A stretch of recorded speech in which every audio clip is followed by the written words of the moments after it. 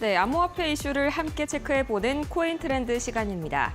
자, 오늘 이슈들의 중요한 움직임들 그리고 비트코인의 시세까지 저희와 함께 체크를 해보시기 바라겠고요. 가장 먼저 이 간밤 뉴욕 증시 이야기를 잠깐 짚고 넘어가야겠죠. 이 미중 간의 통상 합의, 이른바 이 제네바 합의가 파행에 이를 수 있다는 그런 불안감에 간밤 뉴욕 증시 3대 지수는 혼조세로 마감이 됐습니다. 가장 먼저 이 트럼프 대통령이 중국이 합의를 위반했다라면서 이 거센 비판을 이어나갔고요. 여기에 대해서 이 중국 대사관마저 먼저 미국에서 위반을 했다. 이렇게 즉각 응수에 나섰습니다. 이 대중 추가 제재가 검토 중이라는 소식까지 전해지게 되면서 3대 지수는 낙폭을 중간에 확대했지만요. 나스닥이 한때 1% 이상 또 하락을 기록을 해줬고요. 다행히도 트럼프 대통령이 원만한 해결을 원한다라고 다행히 봉합에 나서게 되면서 약간의 이 낙폭이 줄어들었습니다. 특히나 이 PCE 지수 또 이어서 소비자 심리 지표까지 계속해서 견조한 흐름 보여주게 되면서 지수 하방은 잘 막히는 흐름이었고요. 드디어 비트코인 2025 컨퍼런스가 막을 내린 가운데 다소간에 가장 중요했던 정책 이슈가 부족했다, 아쉬웠다 이런 이슈들이 좀 많이 나왔었습니다. 잠시 후에 자세하게 그 평가 만나보도록 하겠고요. 자, 그렇다면 지금 시장의 분위기 가장 먼저 이 마켓캡을 통해서 체크를 해보도록 하겠습니다. 제일 먼저 비트코인 현재 상황입니다. 지금 이 시각 3조 2천억 달러 선 막 지나가고 있는 흐름이고요. 거래량도 90억 달러 선에서 움직이고 있습니다. 확실히 전주 대비해서 많이 줄어든 그런 모습이네요. 자, 그렇다면 기관들의 자금 어떻게 움직이고 있을지 바로 체크해 보시죠. 자, 지난 5월 30일 기준으로 모든 미국의 현물 비트코인 ETF가 이틀 연속 순 유출을 기록을 했습니다. 이 전체 순 유출액도요. 마찬가지로 지난 2월 26일 이후로 이 3개월 만에 최대 규모를 기록했습니다. 자, 이어서 다음으로 이 비트코인 이슈 같이 살펴보시죠. 이 3대 코인 시세입니다. 가장 먼저 비트코인 1% 이상 24시간 전 대비해서는 올라갔지만요. 그래도 여전히 20만 5,300달러 선에서 약간의 이 저항선에 부딪힌 그런 모습이고요.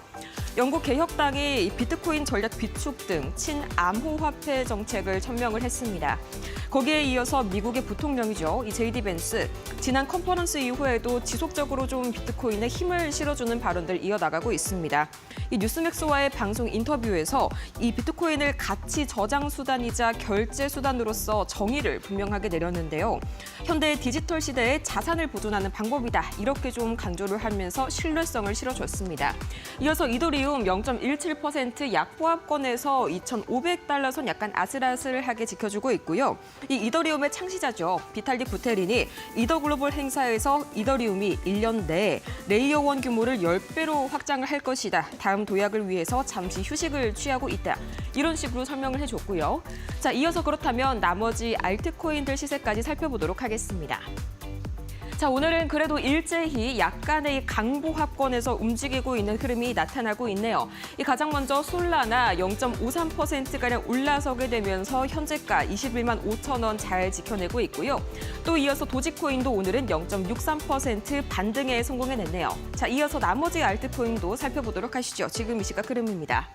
자, 여기서는 약간의 희비가 엇갈리는 모습 보여지고 있죠. 하이퍼리퀴드가 2.88% 오늘 좋은 흐름 보여줬었고요. 또 이어서 수위는 0.82% 상승하면서 4,500원 선 막 돌파를 해줬습니다.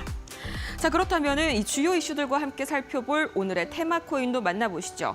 자, 오늘은 이 마스크 네트워크가 약 20%가량 상승, 현재 흐름 보여줬습니다. 이 가장 먼저 탈중앙 소셜 프로토콜 마스크 네트워크인데요. 이 렌즈 프로토콜 기반 소셜 앱인 오브클럽을 인수했다는 소식이 간밤에 또 유효하게 호재로서 작용이 됐고요. 마스크 네트워크는 이번 인수를 통해서 이 오브클럽을 마스크 다오 생태계에 통합할 예정이라고 밝히면서 이 시장의 주목을 다시 한번 모았습니다. 자, 이어서 포켓 네트워크 16.42%가량 올라섰죠. 현재가도 상당히 많이 그렇게 급등하는 모습 보여주고 있는데요. 2분기에 예정된 이 셰넌 업그레이드를 통해서 완전한 퍼미션리스 네트워크가 구현될 것이란 기대감에 강한 움직임 보였습니다. 이 개발자들은 50개 이상의 블록체인에 자유롭게 걸쳐서 이 검열이 불가능하고 또 중단이 없는 데이터 접근이 가능해집니다. 또 이어서 비트코인 굉장히 또 강한 이슈가 있어서 오늘 가지고 와봤습니다. 약 1% 이상 그래도 상승 흐름 보여줬었죠. 자, 이 비트맥스의 공동 설립자 아서 헤이즈, 미국의 부양책과 또 유동성 공급으로 인해서 비트코인이 올해 25만 달러 선을 돌파할 수 있다. 이런 굉장히 긍정적인 전망을 내놨는데요. 마이클 셀러 역시 8주 연속으로 대규모 비트코인 매입을 시사를 했습니다. 자, 추가적인 더 많은 이야기들 잠시 후에 저희 전문가님과 함께 추가적으로 살펴보도록 할 텐데요. 오늘도 저희 코인 트렌드 힘차게 출발해 보도록 하겠습니다.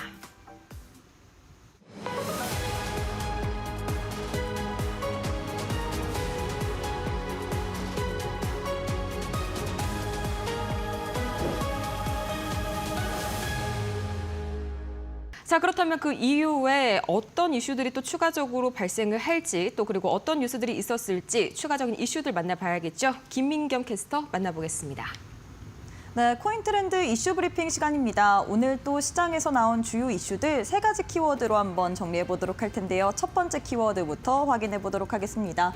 다시금 관세 카드를 꺼내 들었습니다. 트럼프 미국 대통령이 주말 사이에 관세 관련된 압박을 다시금 재차했고요. 뿐만 아니라 중국과의 이 갈등에 대한 우려감도 재점화시켰는데 어떤 내용이 있었는지 살펴보도록 하겠습니다. 다음 키워드도 만나보도록 할까요? 대선 D-1입니다. 내일이면 21대 대통령 선거 날입니다. 이를 앞두고서 지금 블룸버그에서 어떤 대통령 후보가 당선이 되던 간에 한국의 가상자산 업계에는 맑음이다라는 전망을 내세우는데요. 어떤 기사 내용이 있었는지 잠시 후에 확인해 보도록 하겠습니다. 마지막으로 XRP 관련된 소식입니다. XRP 컨퍼런스도 있었고요. 그리고 하루에 5억 개 이상의 자금이 이동했다라는 호재성 모멘텀에도 불구하고 지금 지지선이 위태로운 상황입니다. 어떤 부분에서 지지선이 위태롭고 향후에 또 추가적인 모멘텀이 있을지 살펴보도록 하겠습니다.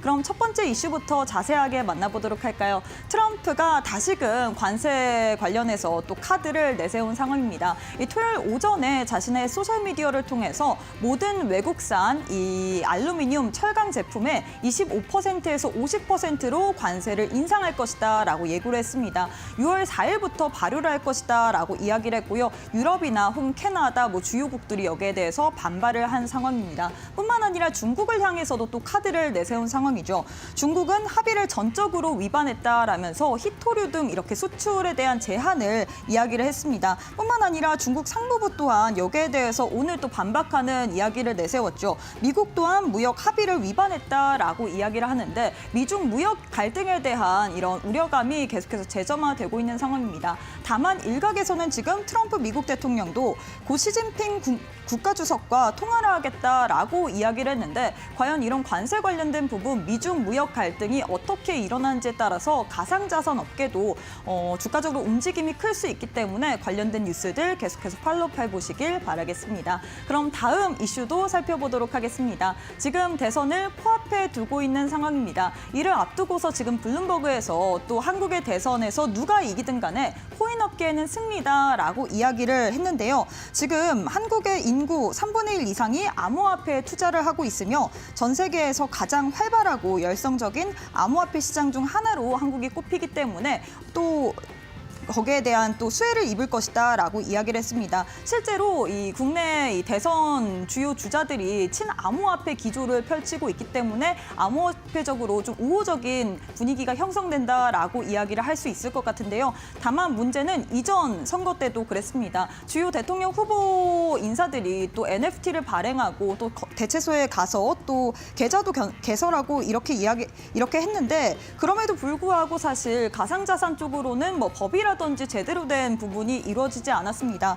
가상자산 이용자 보호법이 생기긴 했는데 엄밀히 말하자면 규제법이라고 할 수 있고 오히려 이용자들을 더욱더 불편하게 만들었다라고 이야기를 할 수 있을 것 같은데요. 과연 대선 이후에 암호화폐 관련해서 어떠한 긍정적인 모멘텀이 될 수 있을지 이런 부분 참고하시면서 내일장 투표까지도 해보시길 바라겠습니다. 그럼 마지막 이슈도 살펴보도록 하겠습니다. 마지막으로는 XRP 관련된 소식인데요.